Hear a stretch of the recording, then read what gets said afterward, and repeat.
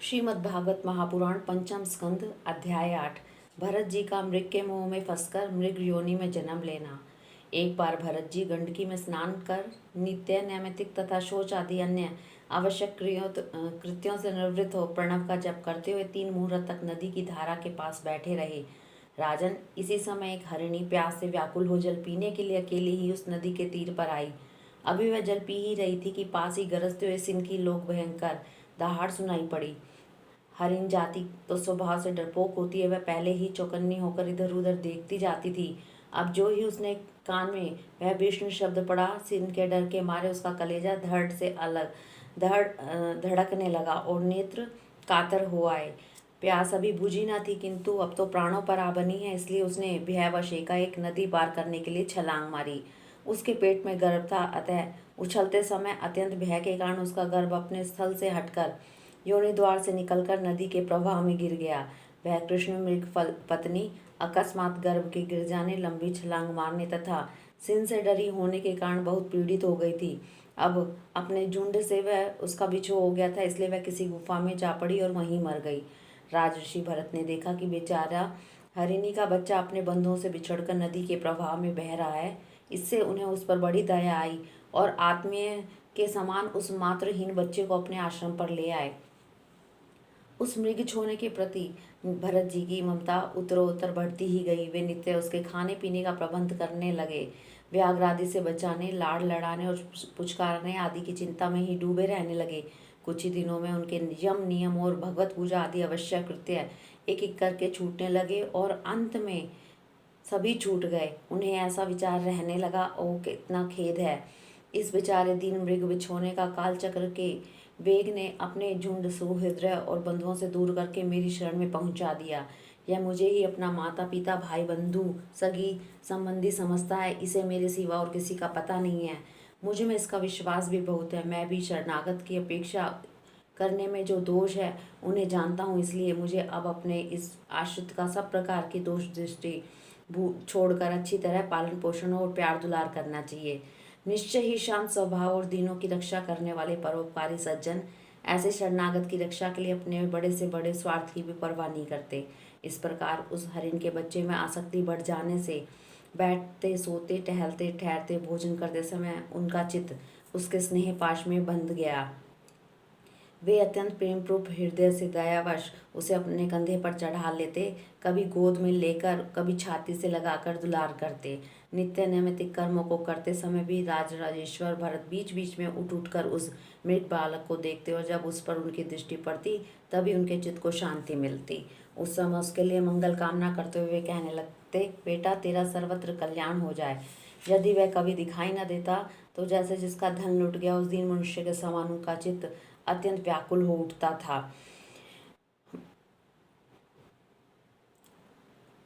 क्या कहा जाए, क्या वह मात्रहीन मृग शावक दुष्ट बहेलियों की बुद्धि वाले मुझ पुण्यहीन अनार्य का विश्वास करके और मुझे अपना मानकर मेरे किए हुए अपराधों को सत्पुरुषों के समान भूलकर फिर लौट आएगा? क्या मैं उसे फिर इस आश्रम के ऊपर में भगवान की कृपा से सुरक्षित रहकर निर्विघ्न हरी हरी दूब चढ़ते देखूंगा? ऐसा न हो कि कहीं कोई भेड़िया कुत्ता गोल बांध कर विचरने वाले शुकर आदि अकेले उसको खा डालें। अरे, संपूर्ण जगत की कुशलता के लिए प्रकट होने वाले वेद त्रयी रूप भगवान सूर्यास्त होना चाहते हैं, किंतु अभी तक मृगी की धरोहर लौटकर वह नहीं आया। क्या वह हरिण राजकुमार मुझ पुण्यहीन के पास आकर अपनी भांति भांति की मृग शावक को चित मनोहर दर्शनीय क्रीड़ाओं से अपने सज्जनों का शोक दूर करते हुए मुझे आनंदित करेगा? अहो, जब कभी मैं प्रणय को से खेलने में झूठ मूठ समाधि के बहाने आंखें मूंद कर बैठ जाता, तब वह चकित चित्त से अब मेरे पास आकर जल बिंदु के समान कोमल और नन्हे नन्हे सिंगों की नोक से किस प्रकार मेरे अंगों को खुजलाने लगता था। मैं कभी कुशों पर हवन सामग्री रख देता और वह कभी दांतों से खींचकर अपवित्र कर देता, तो मेरे डांटने पर वह अत्यंत भयभीत होकर उछल कूद छोड़ देता और ऋषि कुमार के समान अपनी समस्त इंद्रियों को रोककर चुपचाप बैठ जाता। इस प्रकार तपस्वी धरती ने ऐसा कौन सा तप किया है जो उस अति विनीत कृष्ण सार किशोर के छोटे छोटे सुंदर सुखकारी और सुकोमल खुरों वाले चरणों के चिन्हों से मुझे, जो मैं अपनी मृग धन लूट जाने से अत्यंत व्याकुल और दीन हो रहा हूँ, उस द्रव्य की प्राप्ति का मार्ग दिखा रही है और स्वयं शरीर को भी सर्वत्र उस पद चिन्हों से विभूषित कर स्वर्ग और अपर के इच्छुक द्विजों के लिए एक सल बना रही है। अहो, जिसकी माता सिंह के भय से मर गई थी, आज वही मृग शिशु अपने आश्रम से बिछुड़ गया है। अतः उसे अनाथ देखकर क्या ये बीन बत्सल भगवान नक्षत्रनाथ दयावश उसकी रक्षा कर रहे हैं। उसकी शीतल किरणों से आह्लादित होकर कहने लगे, अपने पुत्रों के वियोग रूप दावानल की विषम ज्वाला से हृदय कमल दग्ध हो जाने के कारण मैंने एक मृग बालक का सहारा लिया था।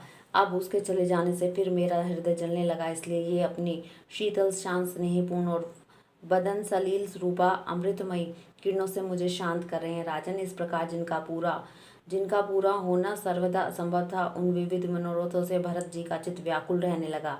अपने मृग शावक के रूप में प्रतीत होने वाले प्रारब्ध कर्म के कारण तपस्वी भरत जी भगवत आराधन रूप कर्म एवं योग अनुष्ठान से च्युत हो गए। नहीं तो जिन्होंने मोक्ष मार्ग में साक्षात विघ्न रूप समझकर अपने हृदय से उत्पन्न दुस्तज्य पुत्र आदि को भी त्याग दिया था, उन्हीं की अन्य जातीय हरिण शिशु में ऐसी आसक्ति कैसे हो सकती थी।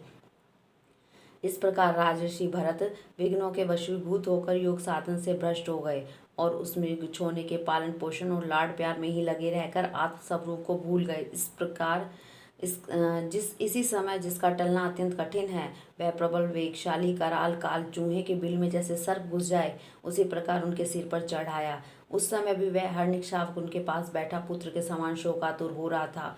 वे उसे इस स्थिति में देख रहे थे और उसका चित्त उसी में लग रहा था। इस प्रकार की आसक्ति में ही मृग के साथ उनका शरीर भी छूट गया।